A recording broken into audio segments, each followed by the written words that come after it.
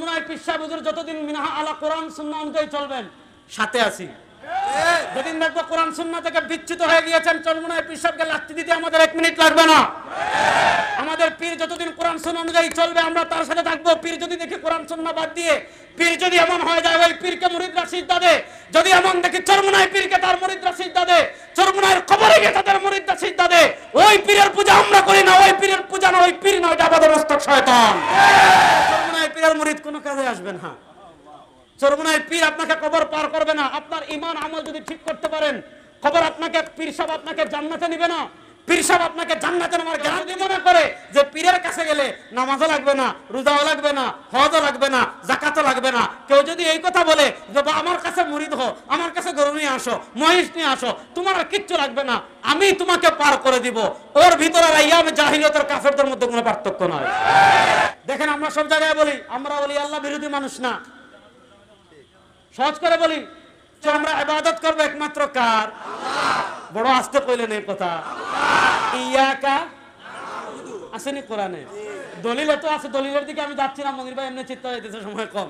ইয়াকা নাবুদু, ইবাদত করব একমাত্র কার? তাহলে বুঝেন আপনি ওলি আল্লাহর কাছে কেন যাবেন? আমি শুধু এতটুকু বুঝাই।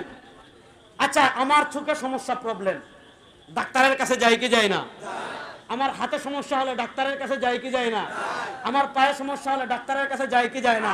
মানুষের শরীরের দুইটা ক্ষেত্র, একটা হলো অঙ্গ প্রত্যঙ্গ, আরেকটা হলো রূহ। আলা ইন্না ফিল জাসাদিল মুদগা, নবী কারীম বুখারীর হাদিসে বলেন আলা ইন্নাল হালালা বাইয়িনুন ওয়া ইন্নাল হারামা বাইয়িনুন ওয়া বাইনাহুমা মুতাশাবিহাত فمن اتقى الشبهات استبرأ لدينه وعرضه ومن وقع في الشبهات وقع في الحرام كالرعي يرى حول الحمى يوشك أن يقع فيه ألا إن لكل مالك حمان وإن حمى الله محارمه ألا إن في الجسد لمضغة। শরীরে একটা গোশতের টুকরা আছে, এই গোশতের টুকরা অসুস্থ যদি হয় পুরো শরীর অসুস্থ, এটা ঠিক হলে পুরো শরীর ঠিক। এবার গোশতের টুকরার চিকিৎসক আছে না নাই? এই গোশতের টুকরার 1 নম্বর চিকিৎসক ছিলেন নবী, তারপর সাহাবী, তারপর তাবেঈ, তারপর তবে তাবেঈ। আমরা বলি আল্লাহর কাছে কেন যাব? আমাদের আত্মার চিকিৎসার জন্য। দেখেন আজ থেকে 3 দিন আগে পীর সাহেব চরমুনায় বয়ান করেছেন, হলো মিরসরাই, 3 দিন আগে না? সেই বয়ানে সুস্পষ্ট ভাষায় বলেছেন কবরে চরমুনায় পীরের মুরিদ কোনো কাজে আসবে না। চরমুনায় পীর আপনাকে কবর পার করবে না। আপনার ঈমান আমল যদি ঠিক করতে পারেন, কবর আপনাকে, পীর সাহেব আপনাকে জান্নাতে নিবে না। পীর সাহেব আপনাকে জান্নাতে নেওয়ার গ্যারান্টি দিতে পারে না। হ্যাঁ, পীর সাহেব আপনাকে কি করতে পারেন? আপনার কলুষিত আত্মায় তিনি আল্লাহ প্রেমের আগুন জ্বালিয়ে দিতে পারেন। আপনার কলুষিত আত্মা সুস্থ করতে হলে কি কি ঔষধ লাগবে সেই ঔষধের প্রেসক্রিপশন আপনাকে লিখে দিতে পারেন। আমল করার মালিক আল্লাহ। আমরা ওলি আল্লাহ বিরোধী মানুষ না। হ্যাঁ, আমরা ওলি আল্লাহকে সাপোর্ট করি, কিন্তু ওলি আল্লাহর নামে কোনো ভণ্ডামি আমরা মানি না। আমরা কোনো মাজার, আমি বাংলাদেশের যে জায়গায় যাই, কিছুদিন আগে আমি বুখারায় গিয়েছি, আমি সমরকন্দে গিয়েছি, তিরমিজে গিয়েছি, ইমাম বুখারী রাহিমাহুল্লাহর মাকবারা আমি জিয়ারত করে আসছি। আমরা কবর জিয়ারতের পক্ষের মানুষ, কিন্তু কবর জিয়ারতের নামে সিজদা দেওয়া শিরিক। কবর জিয়ারতের নামে কবরে সিজদা দেওয়া, আরে বেটা, কবরে যদি সিজদা দেওয়া জায়েজ হইতো হযরত আবু বকর সিদ্দিক রাদিয়াল্লাহু আনহু মসজিদে নববীতে সিজদা পড়ে থাকতেন।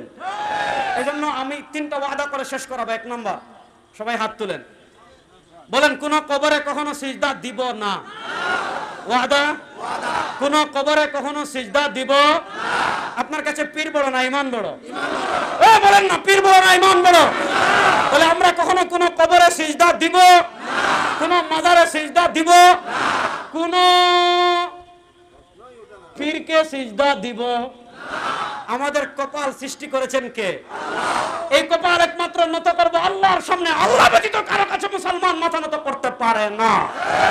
সুতরাং আমরা মাথা নত করব একমাত্র কার কাছে? আলোচনা শেষ কথা এটা। আমি আলোচনা শুরু করেছিলাম, পৃথিবীর দিকে দিকে হিজবুল্লাহ, আল্লাহর বাহিনীদের বিজয় শুরু হয়ে গিয়েছে। পৃথিবীর দিকে দিকে ইসলামের পতাকা উড্ডীন হওয়া শুরু হয়ে গিয়েছে। পৃথিবীর দিকে ইসলামের বাতি প্রজ্বলিত হওয়া শুরু করেছে। সময় বেশি দিন বাকি নয়, বাংলাদেশেও ইসলাম প্রতিষ্ঠা হবে ইনশাআল্লাহ। বাংলাদেশেও ইসলামের পতাকা পতপত করে উঠবে ইনশাআল্লাহ। বাংলাদেশে ইসলামের পতাকা পতপত করে উঠুক। বাংলাদেশের আইন, সংবিধান, রাষ্ট্র সবকিছু কোরআন অনুযায়ী চলুক, আল্লাহ নবীর ইসলাম অনুযায়ী চলুক। আমরা চাই কি চাই না? আমরা চাই কি চাই না? সুতরাং মানুষের তন্ত্র মন্ত্র সব বাদ, মানুষের সব তন্ত্র মন্ত্র বাদ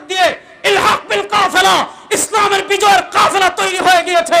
আমি আমার ছাত্রদেরকে বলবো, আমি আমার যুবকদেরকে বলবো, আমি আমার মুরব্বীদেরকে বলবো, আমি আমার তারুণ্য চেতনার অধিকারী তারুণ্যদেরকে বলে যাব, সব মতবাদ বাদ দিয়ে বাংলাদেশে ইসলাম বিজয়ের যে কাফেলা তৈরি হয়েছে সেই কাফেলায় আমরা থাকবো তো ইনশাআল্লাহ, থাকবো তো ইনশাআল্লাহ। সেই কাফেলাকে আমরা সহযোগিতা করবো তো ইনশাআল্লাহ। সেই কাফেলার পথ চলার জন্য আমরা দোয়া করবো তো ইনশাআল্লাহ। আল্লাহ রাব্বুল ইজ্জত ওয়াল জালাল যে কথাগুলো বললাম আমাকে আপনাদের সবাইকে আমল করার তৌফিক দান করুন, আমিন। ইন আসাবতু ফামিনাল্লাহ ওয়া ইন আখতাতু ফামিন্নি ওয়া মিনাশ শাইতান। সুবহানাকাল্লাহুম্মা বিহামদিকা আশহাদু আল লা ইলাহা ইল্লা আনতা আস্তাগফিরুকা ওয়া আতুবু ইলাইক। আসসালামু আলাইকুম। আয়াতে বাড়াই দিও আর জিনের কথা কর তৌফিক দিক। আমিন আমিন আমিন।